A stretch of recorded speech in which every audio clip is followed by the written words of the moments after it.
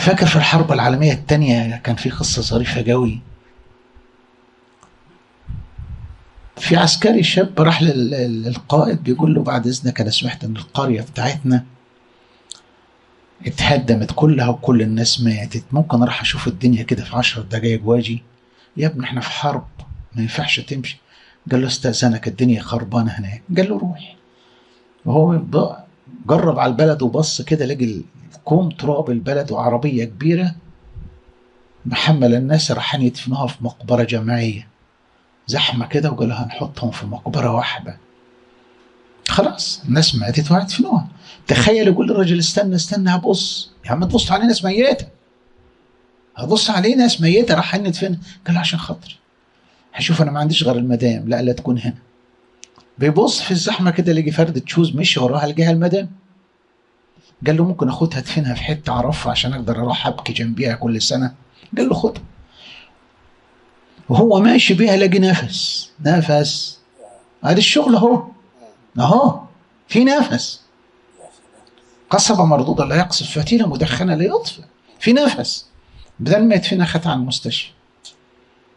إسعافات أولية وشوية شهر 2 3 حملت ولدت بوتين الحالي ده. عادي كانت في اعداد الأموات. لو احنا خلاص العربية دي الناس ميتة أميل وأنظر. هتنظر مين؟ هتشوف مين؟ احنا كده نميل وننظر. تعبوا في السكة. ما ناخدش قرارات مسبقة. أنا هروح ومش هيفتحوا لي الباب. لا أروح.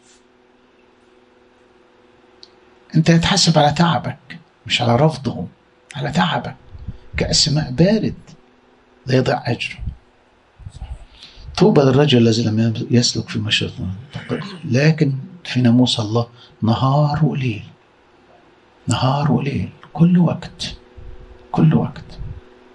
وانت تعبان تخدم، وانت تعبان مش حاسس ما تعبان ابدا.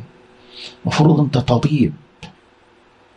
ده لما اروح لدكتور يقول لي تعبان معقول الدكتور يتعب؟ اوعى نشكي تعبنا قدام حد. اوعى. ولا نفسي ولا روحي ولا جسدي. نفسيتي تعبانه يا اخ فلان. ايه ده لا. الناس متخيلنا برضو متاسف ان احنا الهه او احنا صوره الله. بلاش الهه دي، احنا صوره الله. احنا كاملين، النفس والجسد والروح. لان كل جيلك عيان لما يلقاك عيان بيموت. المريض لما يروح يلاقي ابونا عيان بيموت، لانه مش بيتوقع كده ولا يتخيل كده ابدا. تعال على نفسك سنة صغيرة وحييه، سنة صغيرة واشفيه. انت في نظره تملك الحياة والشفاء، حيث انك اكتر حد بتوضح صورة ربنا للناس. تعب. مشكلتنا مش عايزين نتعب او بنحط حدود لتعبنا. انا تعبان يا عم. لا، ده انت التعب بتاعك لما تقول تعبان بمقياس 150%. مش اول ما تعي 10% تصرخ، و50% لما توصل لدي نبقى نحكي. وكل ما يجيك حد متعب قول انا بعد ده هبزعل. انا هزعل الجاي مش هزعل ده. تبص تلاقي نفسك كل شويه تمتد بقوه. انا هطول بالي عليه يمشي ده وخلاص.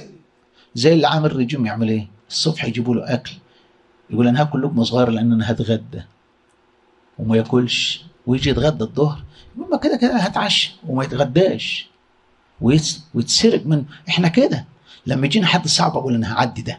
التاني يمكن ما اقدرش اتحمله وابهدله واروح معدي اليوم انتهي حلو. في ناس كده ثقافتها كده، في ناس مبادئها كده. تعب. في ناس ما تعبتش ما ترتاح، ما تحسش مرتاح، ما يعرفش يحط راسه على المخده غير لما تبقى تعب. اول ما يحطها 5 دقائق كده يلاقي نفسه ايه ده حلو يعطي احباء نوم. لكن اللي نايم كل النهار ده ما يحسش بالراحه. تعبوا. كان في احد الاباء الكهنه يروح الساعه 2 بالليل يخبط في الحيطان كده. اغلب الايام ما ياكلش لانه راح متاخر وفي قداسات الصبح. فيجي يطلع على السرير، قبل ما يطلع يروح رامي نفسه على السرير شويه كده ويروح فاتح الاشبيه من اول صفحه ما نعس يبص يلاقي الأوضة نورت، دنيا كده، ايه ده، ايه ده، تعبوا. فاكر أحد البطاركة راح زار راهب كان قديس اسمه أبونا مرقس الترموقي، فخبط عليه: ازيك يا أبونا مرقس، ازيك يا سيدنا، الكنايس حلوة، الرعية كويسة، بيحبوا بعض، عندهم إيمان ينقل الجبل مشي على طول بمجرد ما سمع السيرة. فابونا قال للجبل: استنى، أنا ما كلمتكش، أنا بكلم سيدنا. أنا عايز أقول ده الوضع الطبيعي لنا، أما تعلمون أنكم هيكل الله وروح الله ساكن فيكم. ما إحساسنا بوجود الله بيخلي الدنيا كلها تترعب قدامنا. عشان كده مفروض في الاعتراف محدش يروح يقول لابونا أنا اتغلبت، لأن لا توجد قوة على ظهر الأرض تغلب من هو كان مسكن لسكن الله.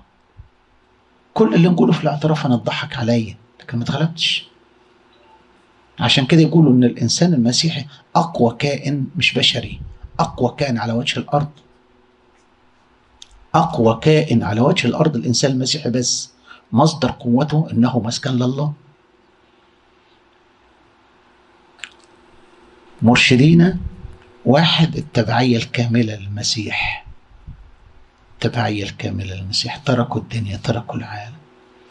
إيليا كان خادم أمين، فأعطاه الله قوة ليصنع بها آيات من أجل اسمه أمام أنبياء البعل. يعني 450 وإيزابل كل ده قدام إيليا، مش قدام إيليا، لا خالص. عندما يختفي الإنسان يظهر الله بنفس القدر، كل ما انزل شوية ربنا يسر. عشان كده بولس الرسول لما حس ان الكرازة صعبة قال: أحيا لا أنا، اشطب على بولس، فأعطى فرصة لله أن يخدم أو يكرز من خلاله. التبعية الكاملة لله، الموت الكامل. من يريد أن يحيا وتحيا الكرازة به لابد أن يموت. واحد، التبعية الكاملة.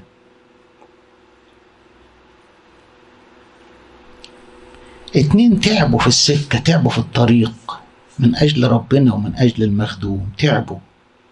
بيسموه الجهاد العنيف، اللي يعلم ويبين ويترك أثر لا يمحوه الزمن أو التاريخ. ياما فيه آباء قدامنا احنا لغاية النهاردة محدش عارف ينساهم ولا قادر ينساهم، واحنا نتخيل محدش فينا قادر يتخيل بابا كورولوس اتنيح أبدا. كل ما نشوفه كده ده صاحي. ما حدش قادر يتخيل ابونا بشوي كامل اتنيح ابدا، وكتير وعد من ده. احنا بنحكي على القريبين اللي احنا المفروض شمينا ريحتهم وضوجناهم، وفينا ناس شافتهم كتير. مش بحكي على عصور سالفة او عصور قديمة عشان نقول كانت الظروف مختلفة. احنا بنحكي على ناس احنا شفناها، كلنا شفنا الاسماء دي.